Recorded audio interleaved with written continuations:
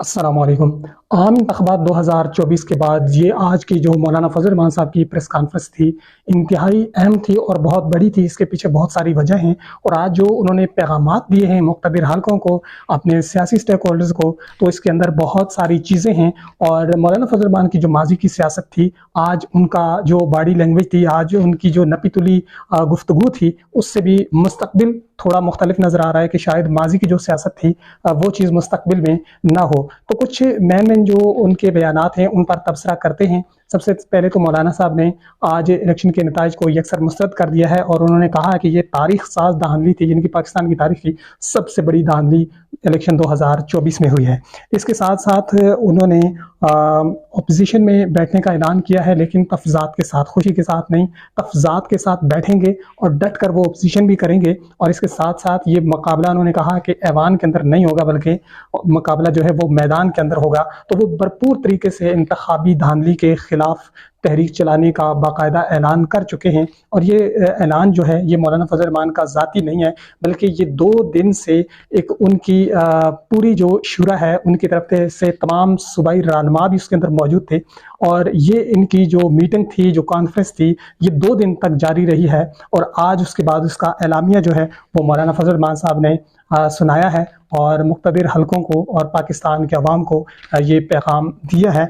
इसके साथ साथ जी उन्होंने 9 मई के वाक़े से मुतल्लिक़ भी कहा कि अगर एस्टेब्लिशमेंट ये समझती है कि इलेक्शन दुरुस्त हुए हैं तो फिर 9 मई का बयानिया दफन हो चुका है। इसके अंदर बहुत सारी चीज़ें हैं जी, जिस तरह से एक प्रोपेगेंडे के तहत 9 मई का वाक़या बनाकर उसके बाद क्रैकडाउन किया गया था तहरीक-ए-इंसाफ के ख़िलाफ़। और फिर उन ही लोगों को, मतलब तहरीक-ए-इंसाफ के वो लोग जिन पर ये इल्ज़ाम था कि ये 9 मई के वाक़यात में मुलव्वस हैं, फिर उनको पार्टी से निकाला गया, प्रेस कॉन्फ्रेंस करवाई गई, उनको अलग पार्टियों में 2 पार्टियां बनाई गई, उनमें ले जाया गया, बाज़ को कहीं पर लेके जाया गया और फिर वो इलेक्शन भी लड़े और बाज़ जीत गए, बाज़ हार गए। तो इस लाइन के अंदर भी बहुत सारे पैगामात हैं। चूँकि मौलाना फ़ज़ल रहमान साहब की आज की जो इस प्रेस कॉन्फ्रेंस के अंदर जो बयानात हैं उनके बहुत बड़े मानी हैं, वो समझने वाले मुक़्तदिर हल्के उन चीज़ों को समझ जाएंगे। ये एक किस्म की धमकी भी समझ लें और मौलाना ने बहुत बड़ा पैगाम भी दे दिया है। इसके अलावा उन्होंने ये भी कहा कि जी हम पीपल्स पार्टी और नून लीग के ताबे नहीं हैं, उनकी ताबेदार हम नहीं हैं। यानी कि अगर माजी में हमारा इनसे इत्तेहाद रहा भी है तो हम इस चीज़ के पाबंद नहीं हैं कि जो ये करें वो हम करें, हम अपनी सियासत करेंगे। और ज़रूरी नहीं है कि जिस तरह तुम करते हो, जिस तरह एस्टेब्लिशमेंट के नीचे तुम लगे हुए हो, ऐसे ही रहकर हम करें। तो मौलाना ने इसकी भी नफ़ी कर दी है। इसके साथ साथ जी उन्होंने बड़ी है एक अहम बात की है, जो कि इस वक्त एक माहौल बना हुआ है पाकिस्तान तहरीक-ए-इंसाफ और जमीयत उलमा-ए-इस्लाम के कारकुनान के दरमियान इंतहाई एक नफरत का माहौल है। बिलखुसूस जो जमीयत उलमा-ए-इस्लाम के मजहबी लोग हैं वो बहुत ज़्यादा नफरत करते हैं, तो उसके लिए ये बड़ा साजगार भी है। और इसके अंदर एस्टेब्लिशमेंट को भी बहुत बड़ा पैगाम दिया है। उन्होंने कहा जी हमारा तहरीक-ए-इंसाफ से जिस्मानी झगड़ा कोई नहीं है, इनके जिस्मों से हमारा कोई झगड़ा नहीं है, इनके दिमाग से झगड़ा है। यानी कि हमारा जो एक दूसरे के साथ इख्तिलाफ है वो दिमाग की बुनियाद पर है, उनकी अपनी सोच है, हमारी अपनी सोच है, लेकिन ये जल्द ठीक हो जाएगा। अब यहाँ पर ये देखें, उन्होंने इसमें बिल्कुल एस्टेब्लिशमेंट को क्लियर बता दिया है कि तहरीक इंसाफ के साथ आपकी जो भी लड़ाई है, लेकिन तहरीक इंसाफ भी सियासी जमात है, हम भी सियासी लोग हैं, हमारे खिलाफ बेशक थे, हैं और शायद रहें, लेकिन हम सियासी लोग हैं, हम एक साथ हो सकते हैं, ये झगड़े मिट सकते हैं। बहुत बड़ा पैगाम है जी। ये भी मौलाना फ़ज़ल रहमान साहब की तरफ से। आज की ये जो प्रेस कॉन्फ्रेंस की गई है ये जमीयत उलमा-ए-इस्लाम का मुश्तरका फैसला है और इसमें ये जो पैगाम दिए गए हैं इसमें एक तासर ये भी मिलता है कि जो सूरत हाल इस वक्त जमीयत उलमा-ए-इस्लाम की बनी हुई नज़र आ रही है 2013 के बाद, फिर 18 में और फिर अब जो सूरत हाल है, ये इनका हमेशा से जो सियासी कैरियर है वो ख़राब होता जा रहा है, सियासत इनकी ख़त्म होती जा रही है। तो उसको भी मद्देनज़र रखते हुए आज मौलाना फ़ज़ल रहमान साहब ने जो अपोजिशन में जाने का फ़ैसला किया है, हालांकि आप सब जानते हैं कि इनको थोड़ी सी अगर अमरात दे दी जाएँ तो ये उस तरफ चले जाते हैं, लेकिन आज मौलाना ने हर किस्म की इस तरह की हुकूमती मरात लेने की नफ़ी की है। और ये वही 2 दिन की जो इनकी आपस की डिस्कशन है उसके बाद ये फैसला किया गया कि हमने अपनी सियासत को बचाना है, अब हमने इक़्तिदार का लालच नहीं करना।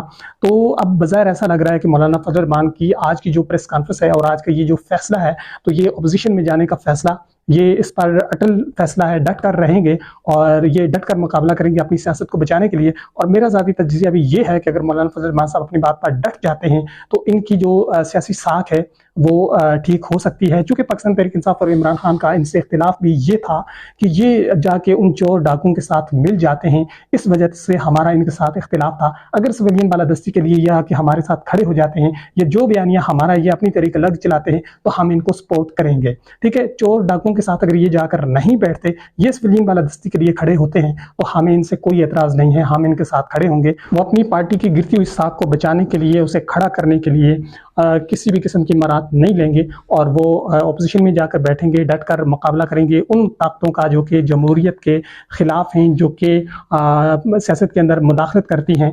और मौलाना साहब जो है वो रिजीम चेंज के भी बड़े अहम विक्टिम हैं, और इन्होंने अगर ज़बान खोल दी तो फिर दूसरी तरफ उनको भी काफ़ी हद तक ख़तरा है। और अभी उनको लालच देने की भरपूर तरीके से कोशिश की जाएगी कि मौलाना साहब हम आपको सेनेटर बना देते हैं, आपको आपके लोगों को फ़लाँ फ़लाँ ये ओहदे दे देते हैं।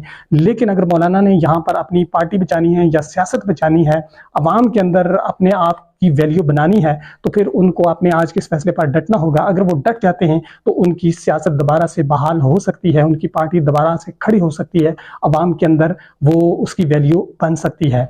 और बज़ाहिर मुझे भी ये लग रहा है कि ये जो 2 दिन का फैसला है, इसके बाद मौलाना अपनी पुरानी सियासत की तरफ नहीं जाएंगे, मराहत की तरफ नहीं जाएंगे, बल्कि वो उसूली सियासत की तरफ ही जाएंगे।